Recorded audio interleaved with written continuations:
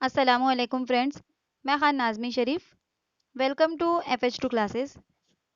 Friends, हम लोग TET की क्वेश्चन पेपर सॉल्यूशन कर रहे हैं। उसका ये सेट 2 है। सेट 2 के 170 क्वेश्चन हम लोगों ने कुछ वीडियोस में कवर किए हैं। आज 171 क्वेश्चन मैं यहाँ पर कर रही हूँ। तो ये रहा आपके सामने क्वेश्चन।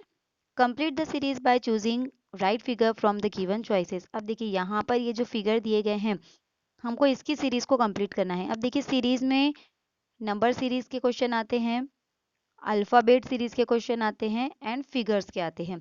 ओके, तो कभी आपको नंबर सीरीज के भी क्वेश्चन होंगे, कुछ आपको अल्फ़ाबेट सीरीज से भी रिलेटेड होंगे और कुछ आपको फिगर सीरीज से भी रिलेटेड होंगे, या साइन सिंबल वगैरह भी होंगे। अब यहाँ पे ये जो फिगर्स है, इसको हमको क्या करना है, इसकी सीरीज को कंप्लीट करना है। तो देखिए, अब फिगर्स की सीरीज को कंप्लीट करने के लिए हमको प्रीवियस जो पहले के फिगर्स है उन पर गौर करना होगा। तो यहाँ पर देखिए, ये जो पहले के फिगर हैं, ये दो फिगर, अब अगर इन दोनों पर आप गौर करें तो आपको क्या नजर आता है। देखिए यहाँ पर अगर हम गौर करते हैं तो ये दोनों फिगर आपस में एक दूसरे का कॉम्बिनेशन है। कैसे कॉम्बिनेशन है, देखिए ये वाला जो फिगर है फर्स्ट वाला, उसमें जो है क्या है, यहाँ पर सर्कल बना हुआ है, बराबर। और सर्कल वाला जो फिगर है, अगर उसके मिडल में हम देखें तो उसके मिडल में स्क्वायर या रेक्टेंगल बना हुआ है। ओके, तो यानी ये जो दोनों फिगर हैं, ये कैसे हैं, एक दूसरे का कॉम्बिनेशन है, एक दूसरे को ये क्या करते हैं, कंप्लीट करते हैं, पैटर्न बनाते हैं एक दूसरे के मिक्सअप से। तो अब यहाँ पर जो अगला फिगर होगा वो क्या होगा, देखिए अब यहाँ पर हमारा क्या दिया गया है, ट्रायंगल दिया गया है। ओके, यहाँ पर हम लोगों को क्या दिया गया है, ट्रायंगल। तो हमको ऐसा फिगर सिलेक्ट करना है जिसके बीच में ट्रायंगल चाहिए। अब यहाँ पर ऐसे दो फिगर हैं जिनके सेंटर में क्या है, यहाँ पर ट्रायंगल दिए गए हैं। लेकिन अब हमको ये देखना है कि ट्रायंगल के सेंटर में क्या है। ट्रायंगल के सेंटर में अगर हम यहाँ पर देखें तो हमको क्या नजर आता है, ट्रायंगल के सेंटर में यहाँ पर स्क्वायर नजर आता है। यानी अब अगली सीरीज जो होंगी वो स्क्वायर के सेंटर में हमको ट्रायंगल चाहिए, बराबर। क्योंकि इस सीरीज में, इस पैटर्न में अगर हम देखेंगे प्रीवियस दो, तो वही तो बात है कि यहाँ पर स्क्वायर के अंदर सर्कल एंड सर्कल के अंदर यहाँ पर स्क्वायर है। अगर हम लोग कंपैरिजन करें तो यहाँ पर हमको क्या मिलेगा, फिर अगला फिगर जब दो ऑप्शन हम देखते हैं तो दोनों एलिमिनेट अगर हम कर देते हैं तो ये दोनों तो एलिमिनेट हो गए, इन दोनों में से सिलेक्ट करना है। तो इस फिगर को अगर गौर करेंगे तो इसके सेंटर में क्या है, स्क्वायर है। तो अब हमको स्क्वायर के सेंटर में क्या चाहिए, ट्रायंगल चाहिए। तो यहाँ पर ऑप्शन नंबर ए ही ऐसा है, तो इसका सही जवाब होगा ऑप्शन नंबर ए। अब आपको ये पहचानना है, पैटर्न आपको सही तरीके से पहचानना है कि किस तरह से पैटर्न बनते हैं। अब 172 क्वेश्चन है, पुढील जोड़ शब्द पूर्ण करा। अब हमको क्या करना है, यहाँ पर जोड़ शब्द है मराठी के, उसको कंप्लीट करना है। देखिए मराठी में आपको ग्रामर से ज्यादा जो अल्फाज हैं, अल्फाजों के ऊपर सवाल ज्यादा पूछे गए हैं। जैसे समानार्थी शब्द है, विरुद्धार्थी शब्द है, या मुहावरे हैं, म्हनी है, कहावतें हैं, संधि है। इस तरह से मतलब आपको सवाल ज्यादा पूछे गए हैं शब्दों के ऊपर। तो आपको मराठी के जो शब्द हैं, जैसे एक वचन, अनेक वचन, स्त्रीलिंग, पुल्लिंग, जो भी है, ये सारी चीजें आपको अल्फाजों से रिलेटेड जो पार्ट है ग्रामर का, वो आपको सबसे ज्यादा पढ़ना है। तो अब यहाँ पर देखिए, अगर हम इस अल्फाज को देखते हैं तो दाना के साथ क्या जॉइंट हो सकता है, दाना वाना। यहाँ पर राइमिंग वर्ड नहीं पूछा गया है। दाना पानी या वर्ड। तो अब मराठी में पानी कहा जाता है, अगर ये दाना है तो मराठी में क्या कहा जाता है, पानी। ओके, दाना पानी अगर उर्दू होता तो हम दाना पानी लेते, लेकिन यहाँ पर मराठी है तो मराठी में क्या कहा जाता है, पानी। तो यहाँ पर ऑप्शन नंबर सी इसका करेक्ट आंसर होगा। अब देखिए नंबर सीरीज है, हमको क्या करना है, find the missing number in the following questions. हमको यहाँ पर नंबर सीरीज का क्वेश्चन है, इसको हमको कंप्लीट करना है। ओके, तो देखिए बहुत ही ज्यादा आसान सीरीज है ये number series. Missing number series अगर आपको देखना है तो रहमान पठान यूट्यूब चैनल पर मैं रीजनिंग की क्लासेस चला रही हूँ, वहाँ पर तो आप फाइंड द मिसिंग नंबर वाला जो पार्ट है आप वहाँ से देख सकते हैं। वहाँ पर आपको ट्रिक्स और लॉजिक बताए गए हैं कि किस तरह से आपको फाइंड आउट करना है। अब देखिए यहाँ पर अगर हम गौर करें तो यहाँ पर देखिए हमको कहाँ फोकस करना है, सवालिया निशान की रो पे फोकस करना है। ये सवालिया निशान की रो ये रही। अब यहाँ पर अगर हम लास्ट में देखेंगे तो 120 है और 45 है। तो अब हमको ये फाइंड आउट करना है कि ये 120 और ये 45 किस तरह से हासिल हो सकता है ऊपर वाले नंबरों से। तो अब देखिए, जब मैंने आपको जो नंबर से रिलेटेड है उसकी ट्रिक्स बताई हूँ कि अगर नंबर छोटे से बड़े की तरफ जा रहा है तो आपको जमा या ज़र्ब करके देखनी है। ओके, तब यहाँ पर देखिए नंबर छोटे से बड़े की तरफ जा रहा है तो अगर जमा करेंगे तो ये तो 12 ही आता है। ओके, तो यहाँ पर 12 नहीं हो सकता। अब यहाँ पर क्या कर सकते हैं हम लोग, जमा के बाद ज़र्ब करेंगे तो 11 को 1 से ज़र्ब देंगे तो भी 11 ही आता है। उसके बाद अगर नंबर छोटे से बड़े की तरफ जा रहा है तो हमको जमा, ज़र्ब, स्क्वायर और क्यूब ये तीनों चीज़ें वहाँ पे चेक करनी है। तब हम स्क्वायर चेक कर लेते हैं। देखिए 11 का स्क्वायर क्या है यहाँ पर, 11 का स्क्वायर अगर हम देखते हैं तो 121 है। तो देखिए 121 जो है वो 120 से नज़दीक नज़र आ रहा है हमको। अब हम क्या करेंगे, एक का स्क्वायर निकालेंगे, एक हो गया। अब क्या करेंगे, हम दोनों का अमल के हमको 120 हासिल होगा तो यहाँ पर हम इनकी क्या करेंगे, तफरीक करेंगे। तो हमको क्या होगा, 120 हासिल होगा माइनस करने के बाद। ओके, सेम अमल दूसरे इसमें करके देखते हैं, दूसरी कॉलम के अंदर। 7 का स्क्वायर कितना है यहाँ पर, 7 का स्क्वायर है 49, 2 का स्क्वायर है यहाँ पर 4। जब इन दोनों की माइनस करती हूँ तो मुझे मिलता है 45। बस यही लॉजिक को हमको थर्ड वाले कॉलम में इस्तेमाल करना है। 5 का स्क्वायर कितना है यहाँ पर 25, 3 का स्क्वायर कितना है यहाँ पर 9, दोनों की माइनस करती हूँ तो कितना आता है 16। यानी हमारा ऑप्शन नंबर सी यहाँ पर सही जवाब होगा।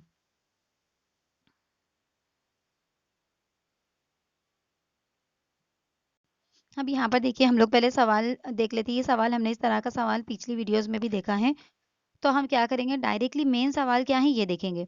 अब यहाँ पर मेन सवाल क्या है, देखिए who is third to the left of C, यानी सी के लेफ्ट में थर्ड नंबर पर कौन सा आता है हमको ये देखना है। तब हम क्या करेंगे, यहाँ पर फिगर ड्रॉ करेंगे। ओके, यहाँ पर कैसे गिवन है कि सर्कल में 8 फ्रेंड्स बैठे हुए हैं। इस तरह से 8 फ्रेंड्स सर्कल के अंदर बैठे हुए हैं। अब यहाँ पर क्या गिवन है, in a circle facing the centre A C D G H E and F B are seated adjacent to each other. अब आगे भी पढ़ना है, A is also seated adjacent to H. यानी अगर यहाँ हम ए और सी ले लेते हैं तो यहाँ पर क्या आ जाता है, एच आ जाता है।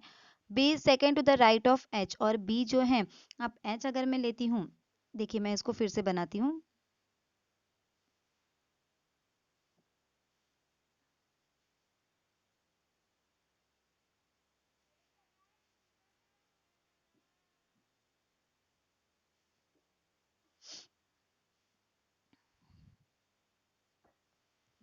अब यहाँ पर क्या गिवन है, यहाँ पर हमको बोल रहा है कि ए और सी क्या है, एडजेसेंट है। ओके, अब यहाँ पर H is also adjacent to A, तो एच हम यहाँ पर ले लेंगे। लेकिन एच की जोड़ी किससे है, ई से है, तो ई तो लेना ही पड़ेगा हमको बाजू में।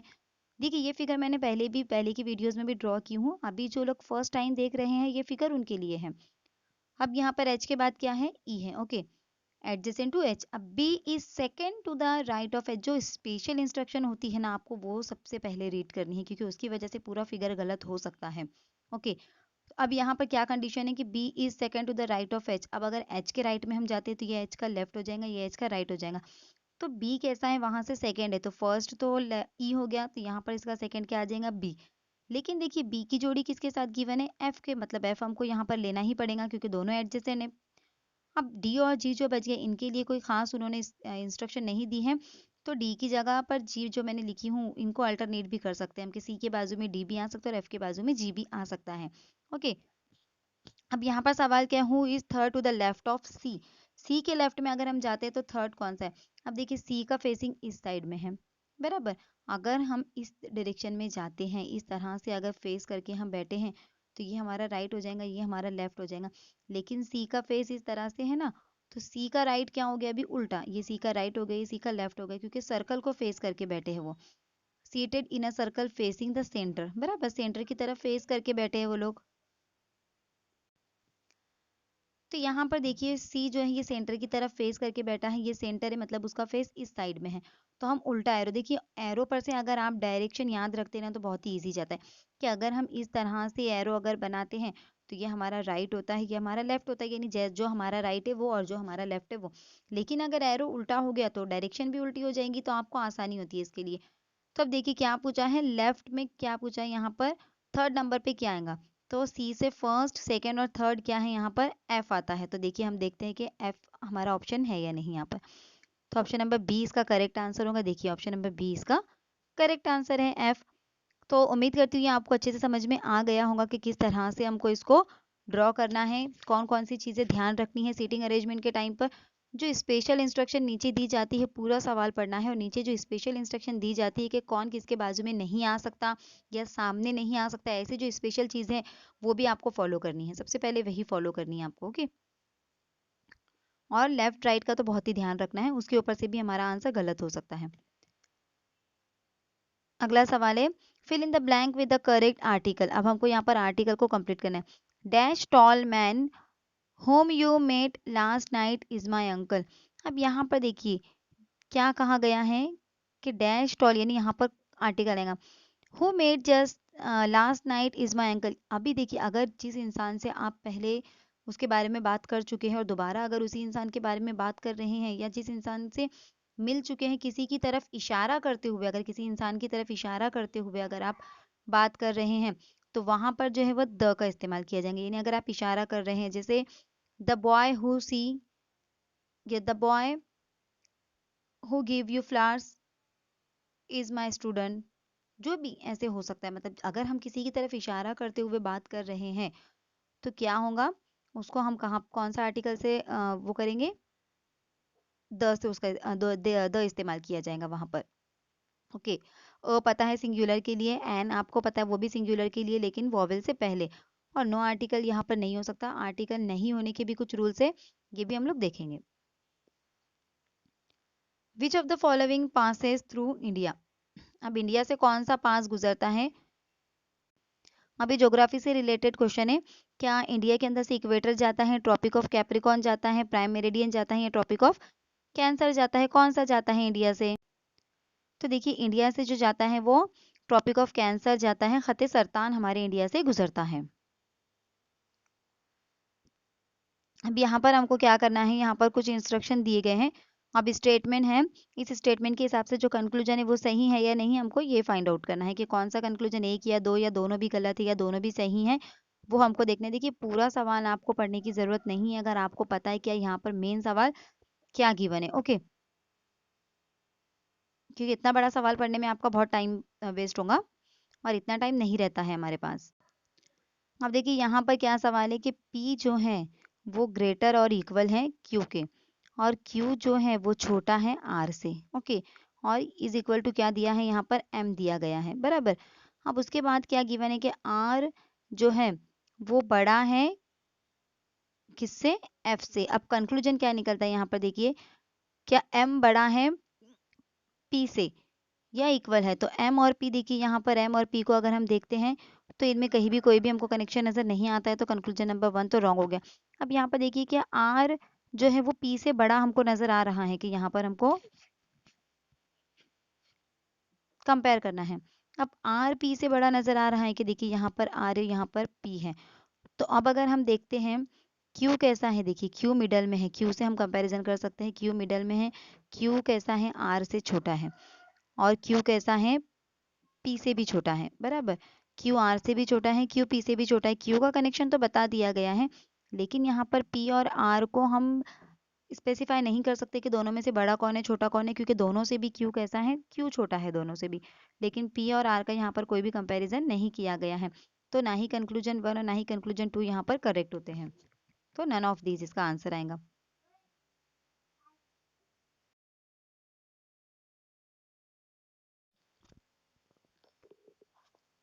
अगला सवाल है 178 क्वेश्चन, अगर देखेंगे तो एक बार देखिए ये वाले सवाल को, अगर किसी को कंफ्यूजन हो रहा होगा तो एक बार फिर से हम लोग यहाँ पर देख सकते हैं इस सवाल को। देखिए यहाँ पर क्या बताया गया है, आपको क्या पूछा गया है, आपको ये कनेक्शन दे दिया गया है, इस तरह से आपको दिया गया है। यहाँ पर P, देन आपको यहाँ पर है Q, फिर है R, और इज इक्वल टू है M। अब पहले हम ये वाले को समझते हैं। देखिए यहाँ पर जहाँ भी इक्वल का साइन आता है ना, इसका मतलब क्या होता है कि R इक्वल है M के, बराबर। यानी हम R की जगह पर M भी रख सकते हैं, M की जगह पर R भी, क्योंकि दोनों भी कैसे, यहाँ पर इक्वल का साइन जिन दो अल्फाबेट के बीच में आता है वो दोनों कैसे होते हैं, इक्वल होते हैं। तो यहाँ पर R और M कैसे हो गए, एक दूसरे के इक्वल हो गए। अब देखिए कंक्लूजन क्या है, M ग्रेटर देन P, यानी R की जगह पर अगर हम M ले लें, यहाँ पर अगर मैं इस तरह से ले लूँ P बड़ा है Q, देन यहाँ पर इस तरह से, और यहाँ पर M ले लूँ मैं अगर, क्योंकि R और M तो इक्वल है ना, तो मैं यहाँ पर क्या ले लूँगी, M ले लूँगी। तो देखिए यहाँ से जो है ना ये ब्रेक होता है, Q की तरफ से क्या होता है, ये ब्रेक होता है। जो कंपैरिजन है वो Q का दोनों भी जानिब किया गया है, यानी Q से ये ब्रेक हो जाता है, अपोजिट कंपैरिजन है क्योंकि यहाँ पर। तब देखिए P और M का कहीं भी कोई भी कनेक्शन नहीं नजर आ रहा है, तो हम कैसे बता सकते हैं, P M के बराबर भी हो सकता है, PM से छोटा भी हो सकता है, PM से बड़ा भी हो सकता है, या बड़ा और इक्वल भी हो सकता है, कुछ भी हो सकता है। तो यहाँ पर हम डायरेक्टली नहीं बोल सकते कि जो M जो है वो P से इक्वल और उससे बड़ा होगा, ये हम डायरेक्टली नहीं डिक्लेयर कर सकते, क्योंकि यहाँ पर ऐसा कोई भी ताल्लुक नहीं बताया गया है। तो यहाँ पर तीनों भी कंडीशन लागू हो सकती हैं। चलिए सेकंड केस को समझते हैं। सेकंड वाला केस देखिए क्या है कि R ग्रेटर देन P। अब सेम वही R और P, अगर M अगर मैंने ले ली तो R और M तो एक ही जगह पर आ गए ना, तो R और P दोनों भी इक्वल है।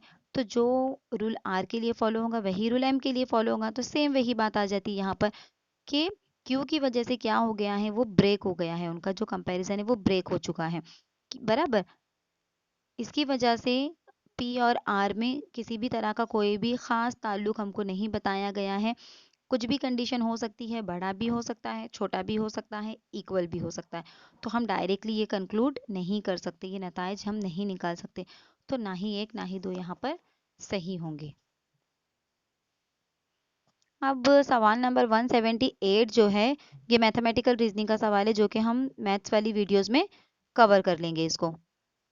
अब अगला सवाल देखिए 179 है, who was called the grand old man of India, यानी किसको हिंदुस्तान का अजीम पुराना इंसान कहा जाता है।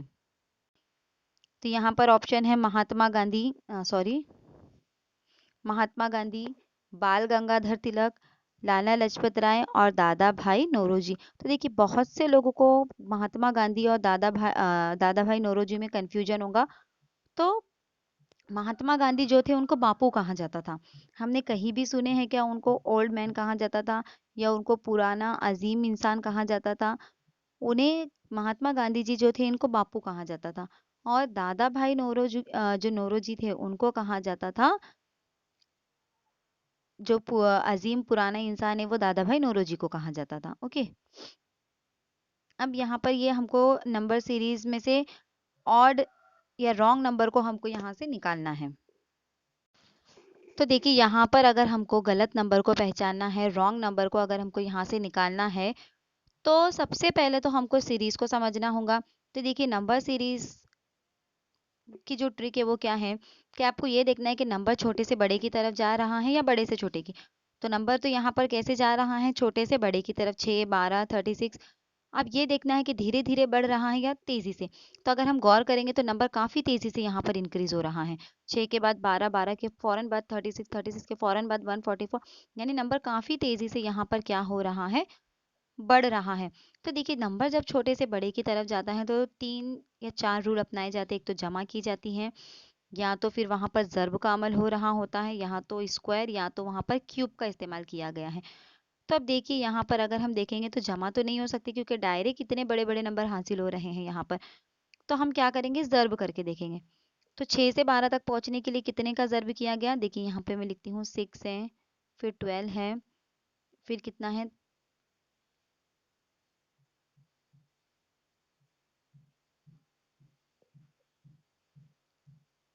6, 12, 36, 144, देन 722, और इसके आगे और भी नंबर है। तो पहले हम इनके बीच में देख लेते हैं कि हमको कोई पैटर्न नजर आता है क्या। तो देखिए 6 से 12 तक पहुंचने के लिए क्या की मैंने, ज़र्ब 2। 12 से 36 तक पहुंचने के लिए क्या की, ज़र्ब 3। 12 3 36।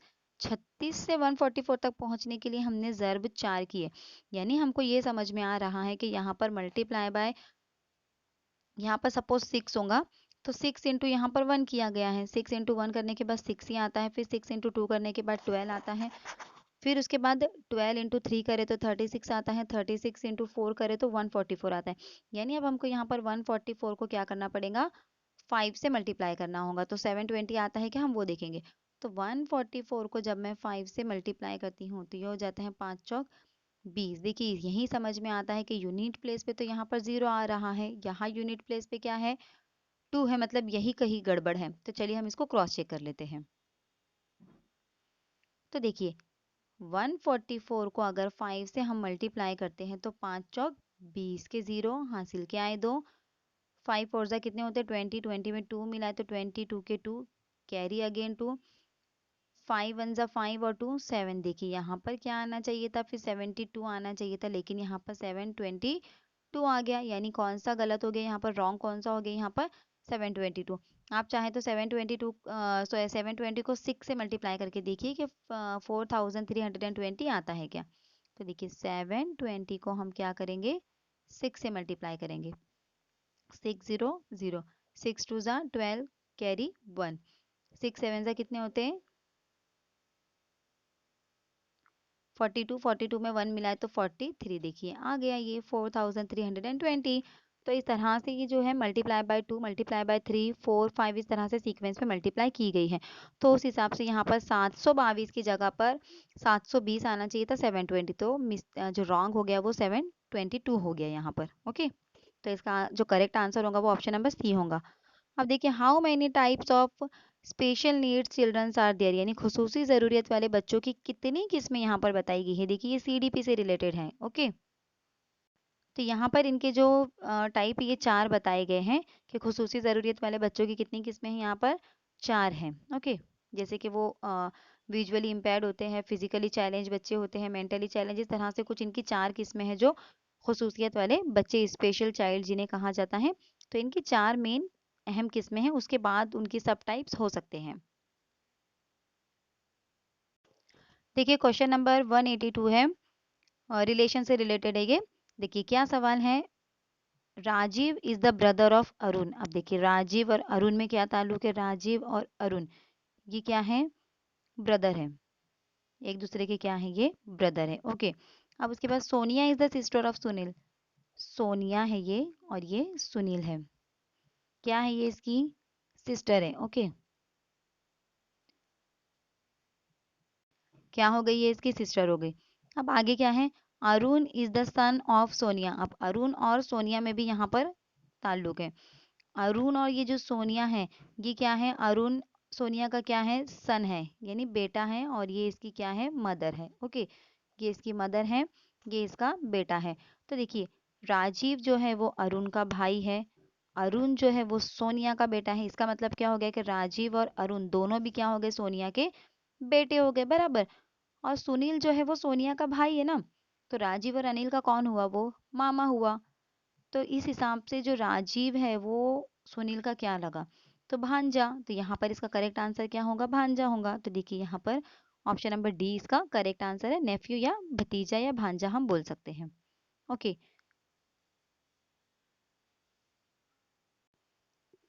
क्वेश्चन नंबर 183 मैथ्स का क्वेश्चन है, तो इसको भी हम मैथमेटिकल रीजनिंग वाली वीडियो में कवर करेंगे, क्योंकि एक साथ सारे क्वेश्चन सॉल्व करने से मैथ्स के क्वेश्चन अच्छे से समझ में नहीं आते, जंबल हो जाते हैं। तो इसको हम लोग मैथ्स की जो वीडियो हमारी आएंगी, इसी सेट की कुछ वीडियोस मैंने डाल चुकी हूँ मैथ्स की, आप प्लेलिस्ट में जाइए, चेक करिए और उन वीडियोस को देखिए। वहाँ पर मैथ्स के जितने भी क्वेश्चन है सेट 2 या सेट 1 से रिलेटेड, वो वहाँ पर एक्सप्लेन कर दिए गए हैं सेपरेटली, ताकि मैथ्स जो सब्जेक्ट है ये आपको अच्छे से समझ में आ जाए। ओके, तो इस क्वेश्चन को भी हम क्या करेंगे, बाद में कवर करेंगे। अब यहाँ पर क्वेश्चन नंबर 184 है। अब यहाँ पर देखिए ये वाला जो सवाल है, मैंने आपको बार बार बताई हूँ कि इस तरह के सवाल को आपको एक जगह से अच्छे से अरेंज करके रखना है, क्योंकि एक ही इन्फॉर्मेशन के ऊपर आपको 5 से 6 सवाल पूछे जाते हैं। तो अब ये सवाल है, स्टोरी वाला सवाल है, आपको अरेंज करना है। तो अरेंज हम लोगों ने ऑलरेडी कर चुके हैं। तो यहाँ पर हम डायरेक्टली सवाल देखेंगे कि which of the following should be the fifth sentence. अब देखिए मैं फिर से अरेंजमेंट कर रही हूँ उन लोगों के लिए जो लोग ये पहली बार देख रहे हैं। ओके, अब यहाँ पर हम क्या करेंगे, देखिए क्या है, शेर को अपनी ताकत पर गुरूर था, ये क्या हो जाएगा, फर्स्ट हो जाएगा। शेर को अपनी ताकत पर गुरूर था यानी आर वाला। क्या a lion was proud of his strength, तो यहाँ पर आर वाला क्या हो गया, फर्स्ट आ जाएगा, आर आ गया हमारा फर्स्ट। उसके बाद सेकंड नंबर पर क्या आएगा, वो उसको चूहों की सरगर्मी से नहीं सॉरी, उसको चूहों की कमजोरी से नफरत थी, यानी he despises the weakness of the mouse, ये आ गया हमारा टी। उसको जाल में फंसाया गया, क्यों, यानी he was calf in a net. उसके बाद वो जाल से भाग नहीं सकता था, ऐसा आ जाएगा, यानी he could not escape from the net. Okay, उसके बाद उसको चूहों की कमजोरी से उसको चूहों की सरगर्मी से आज़ाद किया गया, यानी he was set free by the exertion of the mouse, यानी यहाँ पर पी आ जाएगा हमारा पांचवा। तो हमको 5वां नंबर पे कौन सा आएगा ये पूछा है। तो यहाँ पर 5वें नंबर पर कौन सा आ रहा है, पी आ रहा है, तो पी इसका करेक्ट आंसर होगा। तो ऑप्शन नंबर ए यानी पी इसका जो है करेक्ट आंसर है।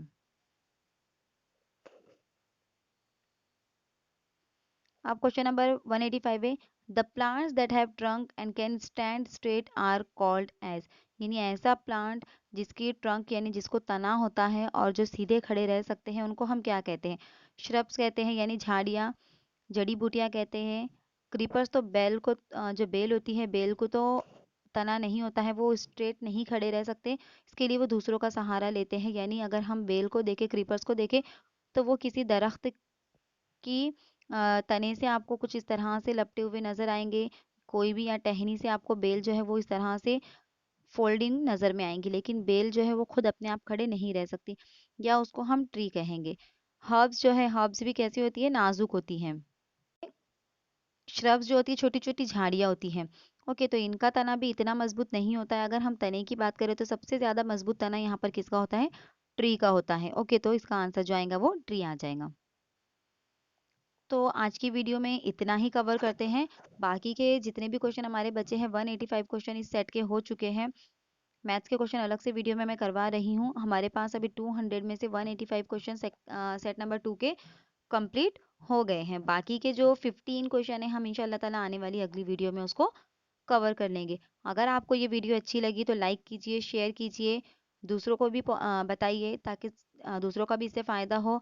अगर आप हमारे चैनल पर नए हैं तो हमारे चैनल को सब्सक्राइब ज़रूर कीजिए। दुआ में याद रखिए। अल्लाह हाफिज़।